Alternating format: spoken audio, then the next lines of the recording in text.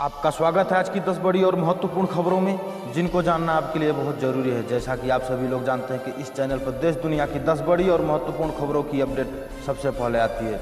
इसी के साथ हम आपको बता दें कि किन 10 बड़ी खबरों के बारे में इस वीडियो में चर्चा करेंगे। पहली बड़ी खबर, प्रधानमंत्री बोले नई शिक्षा नीति 21वीं सदी के भारत को नई शिक्षा प्रदान करेगी। जीएसटी घाटे की भरपाई के लिए उत्तराखंड सरकार लेगी 2200 करोड़ का लोन। एसबीआई की सफल लोन स्कीम में मिलेगा सस्ता लोन, आप भी उठा सकते हैं फायदा। एलपीजी सिलेंडर डिस्ट्रीब्यूटर के नाम पर हो रहा फ्रॉड, कहीं आप तो नहीं आ गए इस झांसे में। बैंकों को अब नियुक्त करना होगा सीओओ, रिजर्व बैंक ने जारी किया दिशा निर्देश। योगी सरकार ने किया तबादला, 8 जिलों में बदले एसपी, एसएसपी, 13 आईपीएस के तबादले। झुग्गी बस्ती गिराने के खिलाफ आप कहां? जब तक केजरीवाल जिंदा हैं तब तक ऐसा नहीं होगा। जानेंगे पूरा समाचार, विस्तार से बने रहिए हमारे साथ इसी वीडियो में। कंगना रनौत की फ्लाइट के दौरान रिपोर्ट्स पर लगे नियमों के उल्लंघन के आरोप, डीजीसीए ने इंडिगो से मांगा जवाब। हिंद महासागर में चीन की घेराबंदी के लिए भारत ने जापान से ये की डील। बैंक फ्रॉड के किसी मामले में बैंक न सुने तो खटखटाए लोकपाल का दरवाजा, ऐसे हो जाएगा समाधान। इसी के साथ चलते हैं सबसे पहली बड़ी खबर की ओर। प्रधानमंत्री नरेंद्र मोदी बोले नई शिक्षा नीति 21वीं सदी के भारत को नई दिशा प्रदान करेगी। प्रधानमंत्री नरेंद्र मोदी ने वीडियो कॉन्फ्रेंसिंग के जरिए शुक्रवार को शिक्षा नीति NIP 2020 के तहत 21वीं सदी में स्कूली शिक्षा सम्मेलन को संबोधित किया। प्रधानमंत्री कार्यालय PMO ने एक बयान में कहा, शिक्षा मंत्रालय 2 दिवसीय सम्मेलन का आयोजन कर रहा है, जो गुरुवार से शिक्षा पर्व के रूप में शुरू हुआ है। कुछ दिन पहले शिक्षा मंत्रालय ने राष्ट्रीय शिक्षा नीति को लागू करने के बारे में देश भर के टीचर्स से माईगोव पर अपने सुझाव मांगे थे। एक सप्ताह के भीतर ही 15 लाख से ज़्यादा सुझाव मिले हैं। ये सुझाव राष्ट्रीय शिक्षा नीति को और ज़्यादा प्रभावी तरीके से लागू करने में मदद करेगी। मुझे खुशी है कि राष्ट्रीय शिक्षा नीति को लागू करने के इस अभियान में हमारे प्रिंसिपल और शिक्षक पूरे उत्साह से हिस्सा ले रहे हैं। अब तो काम की असली शुरुआत हुई है। अब हमें राष्ट्रीय शिक्षा नीति को उतने ही प्रभावी तरीके से लागू करना है और ये काम हम सब मिलकर करेंगे। नई शिक्षा नीति भी एक नए भारत की, नई उम्मीद की, नई आवश्यकताओं की पूर्ति का माध्यम है। इसके पीछे हर विद्या, हर भाषा के लोगों ने इस पर दिन रात काम किया है, लेकिन ये काम अभी पूरा नहीं हुआ है। पिछले 3 दशकों में दुनिया का हर क्षेत्र बदल गया, हर व्यवस्था बदल गई। इन 3 दशकों में हमारे जीवन का शायद ही कोई पक्ष हो जो पहले जैसा हो, लेकिन वो मार्ग जिस पर हम चलते हुए समाज भविष्य की तरफ बढ़ता है, हमारी शिक्षा व्यवस्था वो अब भी पुराने ढर्रे पर चल रही थी। इससे पहले प्रधानमंत्री नरेंद्र मोदी ने 7 अगस्त को NIP 2020 के तहत उच्च शिक्षा में परिवर्तनकारी सुधार पर कॉन्क्लेव में उद्घाटन भाषण दिया था और 7 सितंबर को पॉलिसी पर गवर्नर्स कॉन्फ्रेंस को संबोधित किया था। शिक्षकों को सम्मानित करने और नई शिक्षा नीति को आगे बढ़ाने के लिए 8 से 25 सितंबर को शिक्षा पर्व मनाया जा रहा है। साथ अगली बड़ी खबर, जीएसटी घाटे की भरपाई के लिए उत्तराखंड सरकार लेगी 2200 करोड़ का लोन। केंद्र से जीएसटी क्षतिपूर्ति न मिलने पर सरकार 2200 करोड़ का लोन लेने जा रही है। जीएसटी से हुए राजस्व नुकसान की भरपाई के लिए यह कदम उठाया जा रहा है। राज्य सरकार ने केंद्र को यह जानकारी दी है। दरअसल जीएसटी में हो रहे घाटे की भरपाई 5 वर्षों तक केंद्र सरकार को करनी है।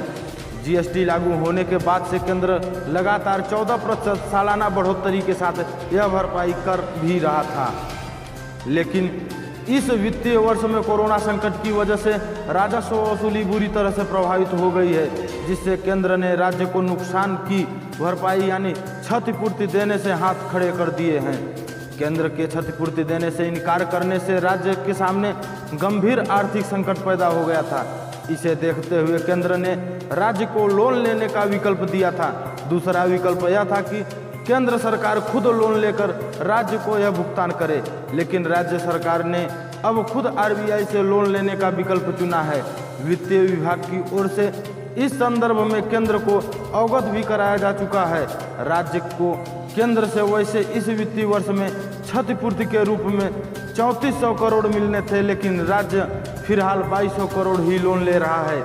वित्तीय सचिव अमित नेगी ने इसकी पुष्टि की। उन्होंने कहा कि इस संदर्भ में केंद्र सरकार को अवगत करा दिया गया है। उन्होंने कहा कि आरबीआई से लोन की प्रक्रिया शुरू की जा रही है। इसी के साथ अगली बड़ी खबर, एसबीआई की सफल लोन स्कीम में मिलेगा सस्ता लोन, आप भी उठा सकते हैं फायदा। अगर आप किसान हैं और आपका खाता स्टेट बैंक ऑफ इंडिया में है तो आपके लिए अच्छी खबर है। एसबीआई एक नई लोन स्कीम लेकर आया है जिसके तहत किसानों को आसान शर्त पर कर्ज उपलब्ध कराया जाएगा।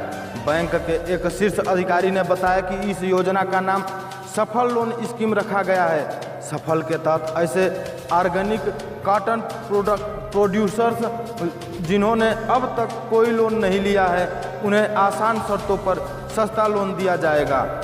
ऑर्गेनिक कॉटन प्रोड्यूसर्स ने जैविक कपास उत्पादकों जैसे कई श्रेणी शामिल हैं। एसबीआई के प्रबंध निदेशक CS सेठी ने कहा कि एसबीआई देश का सबसे बड़ा कर्जदाता बैंक है। इससे कारोबार पैदा करने में काफ़ी मदद मिलती है। इसके लिए आर्टिफिशियल इंटेलिजेंस और मशीन लर्निंग का बड़ा पैमाने पर इस्तेमाल कर रहा है। हम अपने रिटेल सेगमेंट से बाहर निकलकर किसानों तक पहुंचना चाहते हैं। उन्होंने कहा कि इस समय सिर्फ क्रॉप लोन दे रहे हैं, बल्कि जल्द ही safe and fast agriculture loan launch करने वाले हैं। एसबीआई के मुताबिक एक कंपनी जैविक कपास उत्पादकों का डाटाबेस तैयार करने जा रही है। उन्होंने कहा कि इस डाटाबेस की मदद से दुनिया का कोई भी खरीदार आसानी से पता कर सकेगा कि किसान वास्तव में जैविक कपास पैदा कर रहा है या नहीं। इसी तकनीक का इस्तेमाल कर हम उन्हें कर्ज की सुविधा उपलब्ध कराएंगे, क्योंकि उनकी कोई क्रेडिट हिस्ट्री नहीं है। उन्होंने कहा कि कपास उत्पादकों को क्रॉप लोन नहीं दिया जाता है, लेकिन अब हम उन्हें ये सुविधा देंगे। इसी के साथ अगली बड़ी खबर, एलपीजी सिलेंडर डिस्ट्रीब्यूटर के नाम पर हो रहा फ्रॉड, कहीं आप तो नहीं आ गए झांसे में। एलपीजी वितरक चयन द्वारा Hindustan gas leadership LPG distributors के लिए आपका चयन किया गया है। यह मैसेज अगर आपके मोबाइल या ईमेल पर आया है तो आपको खुशी का ठिकाना नहीं होगा। जिस गैस एजेंसी को पाने के लिए लोग एड़ी चोटी का जोर लगा देते हैं, वह इतनी आसानी से मिले तो कौन नहीं फूले समाएगा। लेकिन अगर आपको भी ऐसे खुश हो रहे हो तो जान लीजिए, सोशल मीडिया पर एलपीजी डिस्ट्रीब्यूटर को लेकर वायरल हो रही यह पोस्ट पूरी तरह से फेक है। वायरल पोस्ट में बताया गया है कि एलपीजी वितरक चयन द्वारा Hindustan gas leadership LPG distributor के लिए आपका चयन किया गया है। दरअसल एक फेक वेबसाइट बनाकर और अनुमोदन पत्र जारी कर लोगों से रजिस्ट्रेशन के लिए पैसे मांगे जा रहे हैं। पत्र में यह भी कहा गया है कि आपसे लिया जा रहा रजिस्ट्रेशन अमाउंट रिफंडेबल है, जिसे बाद में वापस कर दिया जाएगा। सोशल मीडिया पर वायरल हो रहे इस फर्जी दावे की जांच जब पीआईबी ने की तो पता चला यह लेटर और वेबसाइट फेक है। पीआईबी फैक्ट चेक ने कहा कि इससे जुड़ी ऐसी कोई भी खबर एलपीजी की वेबसाइट पर नहीं है। भारत सरकार के आधिकारिक tweet handle PIB fact check ने इस अनुमोदन पत्र को फेक बताते हुए कहा, फर्जी पत्र और वेबसाइट आवेदकों को धोखा देने के लिए बनाई गई है। प्रमाणित जानकारी के लिए आधिकारिक वेबसाइट www.lpgvitarakchayan.in पर जाएं। के साथ अगली बड़ी खबर, बैंकों को अब नियुक्त करना होगा सीसीओ। रिजर्व बैंक ने जारी किया दिशा निर्देश। भारतीय रिजर्व बैंक ने बैंकों के मुख्य अनुपालन अधिकारी सीसीओ की नियुक्ति के दिशा निर्देश तय कर दिए हैं। इसके पीछे मकसद बैंकिंग उद्योग में अनुपालन और जोखिम प्रबंधन को लेकर एकरूपता सुनिश्चित करना है। रिजर्व बैंक की ओर से जारी सर्कुलर के अनुसार सीसीओ की नियुक्ति न्यूनतम 3 साल के लिए होगी। वह महाप्रबंधक स्तर या मुख्य कार्यकारी अधिकारी CIO से 2 स्तर से अधिक नीचे का अधिकारी नहीं होगा। रिजर्व बैंक ने कहा, इस तरह के स्वतंत्र अनुपालन काम काज की अनुवाई सीसीओ करेगा। सीसीओ का चयन एक उचित, अनुकूल और उपयुक्त आकलन या चयन प्रक्रिया के जरिए किया जाएगा। CCO अनुपालन से संबंधित जोखिम का प्रबंधन करेगा। रिजर्व बैंक के संज्ञान में आया है कि विभिन्न बैंक इस बारे में अलग अलग तरीका अपनाते हैं। इन दिशा निर्देशों का मकसद इस बारे में बैंकों के रुख में एकरूपता लाना और CCO से संबंधित निरीक्षण आकांक्षाओं का सर्वश्रेष्ठ व्यवहार जोड़ने से है। आकस्मिक परिस्थितियों में CCO को हटाया जा सकता है। दिशा निर्देश में कहा गया है कि कुछ आकस्मिक परिस्थितियों में CCO को हटाया या हस्तांतरित किया जा सकता है। इसके लिए पहले बोर्ड की मंजूरी लेनी होगी। साथ ही एक बेहतर तरीके से परिभाषित और पारदर्शी आंतरिक प्रशासनिक प्रक्रिया को पूरा करना होगा। CCO बैंक का वरिष्ठ कार्यकारी होगा या महाप्रबंधक या CIO से 2 स्तर नीचे तक का अधिकारी होगा। CCO की नियुक्ति बाजार में उपलब्ध उम्मीदवारों में से भी की जा सकती है। इसी के साथ अगली बड़ी खबर, योगी सरकार ने किया तबादला। 8 जिलों में बदले SP, SSP, 13 IPS के तबादले। यूपी में लगातार बढ़ती क्राइम की घटनाओं के बीच योगी सरकार ने 8 जिलों के कप्तान सहित 13 IPS अधिकारियों के ट्रांसफर कर दिए हैं। इनमें हरदोई, कानपुर देहात, रायबरेली, हमीरपुर, उन्नाव, सिद्धार्थनगर, लखीमपुर, कुशीनगर समेत 8 जिलों के पुलिस कप्तान भी शामिल हैं। पुलिस अधीक्षक EOW लखनऊ सुरेश राव कुलकर्णी को उन्नाव जिले का पुलिस अधीक्षक बनाया गया है। पुलिस अधीक्षक हरदोई अमित कुमार को पुलिस अधीक्षक UP 112 लखनऊ बनाकर भेजा गया है। इसी प्रकार कानपुर देहात के पुलिस अधीक्षक अनुराग राव वत्स को पुलिस अधीक्षक हरदोई बनाया गया है। पुलिस अधीक्षक यातायात मुजफ्फरनगर राम अभिलाष त्रिपाठी को सिद्धार्थनगर का पुलिस अधीक्षक बनाया गया है। रायबरेली के पुलिस अधीक्षक स्वप्ननील ममगैन को पुलिस उपायुक्त लखनऊ और पुलिस अधीक्षक हमीरपुर श्लोक कुमार को रायबरेली का पुलिस अधीक्षक बनाकर भेजा गया है। पुलिस अधीक्षक प्रयागराज गंगा पार नरेंद्र कुमार सिंह को पुलिस अधीक्षक हमीरपुर, SSP ATS लखनऊ विनोद कुमार सिंह को पुलिस अधीक्षक कुशीनगर, पुलिस अधीक्षक उन्नाव रोहन P कनय को सेना नायक 4वीं वाहिनी PSC प्रयागराज, सेना नायक 35वीं वाहिनी PSC लखनऊ केशव कुमार चौधरी को पुलिस अधीक्षक कानपुर देहात बनाकर भेजा गया है। इसी प्रकार पुलिस अधीक्षक सिद्धार्थनगर विजय डुल को पुलिस अधीक्षक खीरी, पुलिस अधीक्षक खीरी सत्येंद्र को सेना नायक 23वीं वाहिनी PSC मुरादाबाद और पुलिस अधीक्षक कुशीनगर विनोद कुमार को पुलिस अधीक्षक CBCID लखनऊ पद पर नई तैनाती दी गई है। इसी के साथ अगली बड़ी खबर, दिल्ली झुग्गी बस्ती गिराने के खिलाफ आप कहा, जब तक केजरीवाल जिंदा है तब तक ऐसा नहीं होगा। सुप्रीम कोर्ट ने 3 महीने के भीतर नई दिल्ली में 140 किलोमीटर लंबी रेल पटरियों के आसपास के लगभग 48,000 झुग्गी झोपड़ियों को हटाने का आदेश दिया है। कोर्ट ने आदेश दिया है कि कोई भी अदालत झुग्गी झोपड़ी को हटाने पर कोर्ट में स्टे न दे। दिल्ली में आम आदमी पार्टी ने आरोप लगाया कि केंद्र सरकार ने नोटिस जारी किया है कि इस महीने के अंत तक राष्ट्रीय राजधानी की झुग्गी बस्ती हटा दी जाएगी, जिससे झुग्गी वासियों में चिंता बढ़ गई है। आपने कहा है कि वह इसके खिलाफ सुप्रीम कोर्ट का रुख करेगी। दिल्ली बीजेपी ने हालांकि आरोप को खारिज कर कहा कि सुप्रीम कोर्ट के आदेश के अनुसार रेल भूमि के आसपास की झुग्गियां हटाने को लेकर आम आदमी पार्टी के आरोप से ज़्यादा गलत और निंदनीय कुछ नहीं हो सकता। आपके प्रवक्ता राघव चड्ढा ने कहा, जब तक दिल्ली के मुख्यमंत्री अरविंद केजरीवाल जीवित हैं तब तक दिल्ली में किसी भी झुग्गी में रहने वाले को विस्थापित नहीं किया जाएगा। उन्होंने कहा कि वह एक योजना बना रहे हैं जिससे यह सुनिश्चित हो सके कि झुग्गी वासियों के घरों को कोई गिराए नहीं। अदालत ने हालिया आदेश में 3 महीने के भीतर दिल्ली में रेलवे पटरियों के आसपास से लगभग 48,000 झुग्गियों को हटाने का निर्देश दिया था।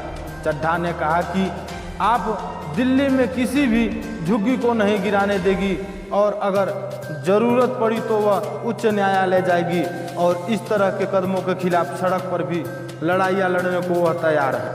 अगली बड़ी खबर, कंगना रनावत की फ्लाइट के दौरान रिपोर्ट्स पर लगे नियमों के उल्लंघन के आरोप।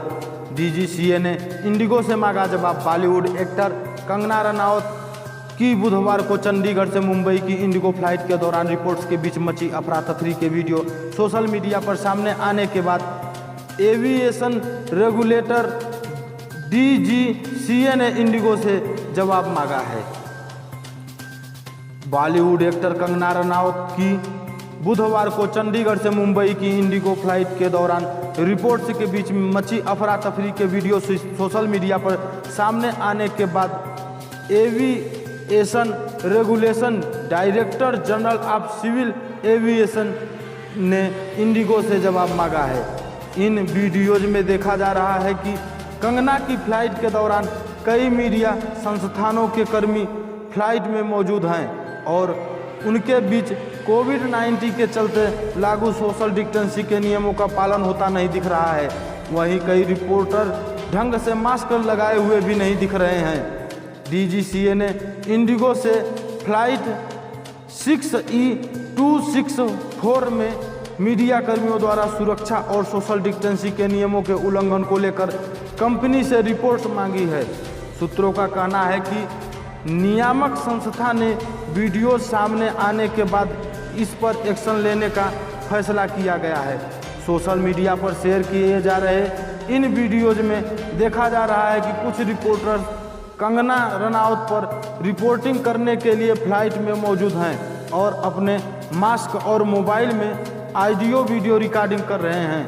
वीडियो में यह तो देखा जा रहा है कि कैमरा क्रू ने फेस शील्ड लगा रखा है, लेकिन कईयों के चेहरे पर मास्क नीचे खिसका हुआ दिखाई दे रहा है। उस पर से रिपोर्टर्स के बीच कोई दूरी बनाकर नहीं रखी गई है। इसी के साथ अगली बड़ी खबर, हिंद महासागर में चीन की घेराबंदी के लिए भारत ने जापान से की ये डील। पूर्वी लद्दाख में चीन के साथ चल रहे तनाव के बीच अब भारत ने जापान के साथ मिलकर हिंद महासागर में चीन की घेराबंदी करना शुरू कर दिया है।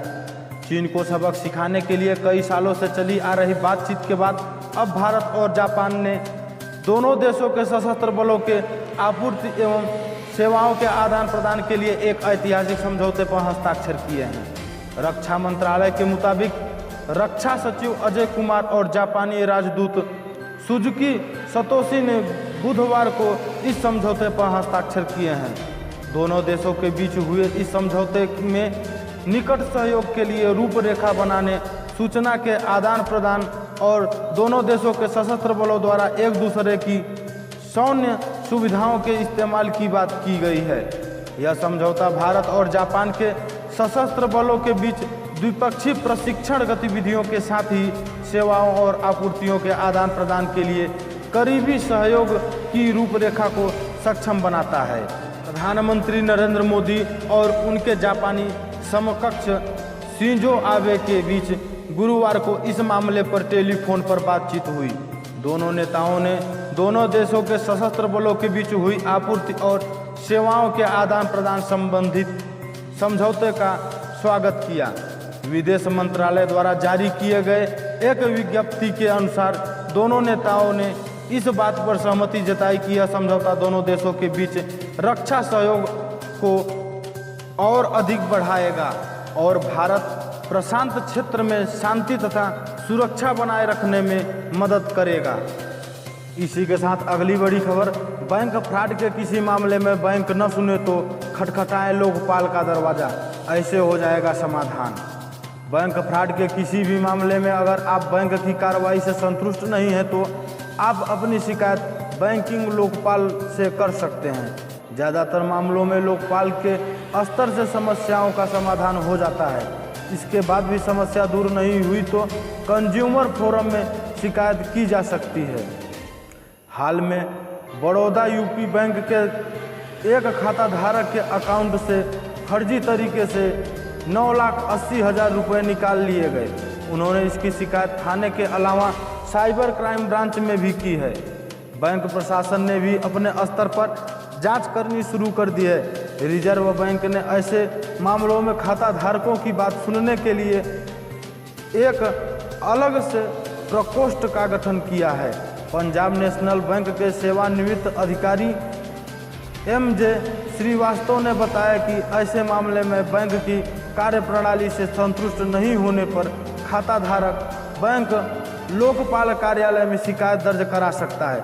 अगर आपके साथ बैंकिंग फ्रॉड हो तो क्या करें? पहला, फ्रॉड होने के 3 दिन के भीतर अपने बैंक की ब्रांच को सूचना दें। दूसरा, बैंक से 30 दिन के भीतर कोई प्रतिक्रिया नहीं मिलती है या जवाब से संतुष्ट नहीं है तो लोकपाल से संपर्क किया जा सकता है। बैंक से जवाब मिलने के 1 साल के भीतर इस तरह की शिकायत कर सकते हैं। तीसरा, उसी बैंक के लोकपाल के पास शिकायत दर्ज करें जिसके क्षेत्राधिकार में बैंक या ब्रांच का ऑफिस आता है। कार्ड या केंद्रीय ऑपरेशनों से जुड़ी शिकायतों के लिए आपके बिल्डिंग एड्रेस से बैंकिंग ओवर्समैन का अधिकार क्षेत्र तय होगा। लिखित शिकायत के लिए www.bankingbuddsman.rbi.org.in पर उपलब्ध फॉर्म को डाउनलोड कर उसे पूरा भरें। इसे स्वयं या रजिस्टर्ड डाक से संबंधित बैंकिंग लोकपाल के कार्यालय पहुंचाएं। 5वां, बैंकिंग ओवर्समैन आपके केस की जांच करेंगे। वे आपसी बातचीत के जरिए बैंक और ग्राहक में सुलह कराने की कोशिश करते हैं। मामले में आदेश भी सुनाया जा सकता है। यहीं पे जानकारी समाप्त होती है। इसी प्रकार के न्यूज़ को पाने के लिए इस चैनल को सब्सक्राइब करें और ज़्यादा से ज़्यादा शेयर करें। हमें कमेंट करके अवश्य बताएं कि यह न्यूज़ आपको कैसा लगा।